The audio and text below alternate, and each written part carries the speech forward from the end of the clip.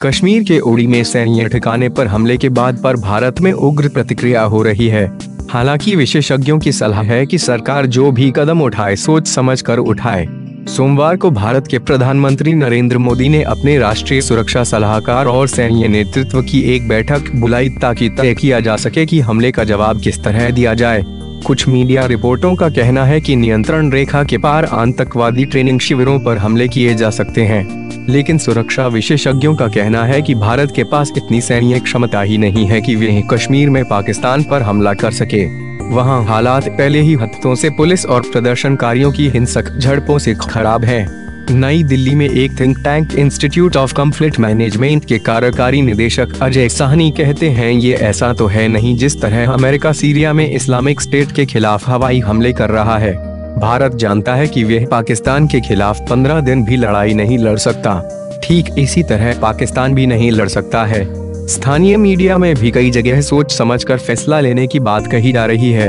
Indian express ने लिखा है कि सैन्य कार्रवाई के फैसले करने आसान होता है, उन पर अमल मुश्किल होता है। इसी साल जनवरी में पठानकोट के आर्मी बेस पर भी हमला हुआ था, जो 4 दिन तक जारी रहा और भारत के 7 सैनिकों की मौत के साथ खत्म हुआ। इसके जवाब में भारत ने पाकिस्तान के साथ बातचीत रोक दी थी।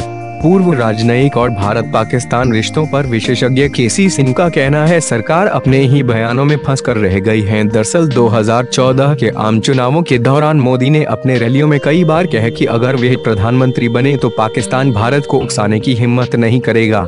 लेकिन विश्लेषक सावधान करते हैं, चुनावी बयानबाजी से राष्ट्रीय नीति तय नहीं होती है। उनका कहना है कि अभी संयुक्त राष्ट्र की महासभा शुरू होने वाली है और अगर ऐसे में भारत ने सैन्य कार्रवाई करने की सोची तो दुनिया भर में उसकी निंदा होगी।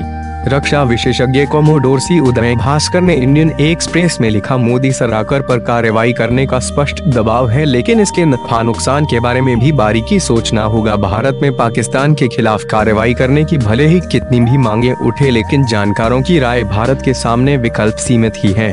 वह पाकिस्तान पर राजनयिक और व्यापारिक प्रतिबंध लगा सकता है।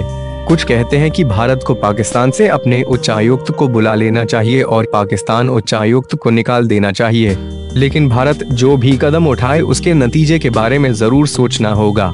नई दिल्ली स्थित के एक थिंक टैंक से जुड़े मनोज जोशी कहते हैं, भारत को सुनिश्चित करना होगा कि सरकार जिस भी विकल्प और खास तौर से सैन्य विकल्प को चुने तो उसे सुनिश्चित करना होगा कि मौतों और लागत के मामले में उसे पहले से ज्यादा नुकसान न उठाना पड़े।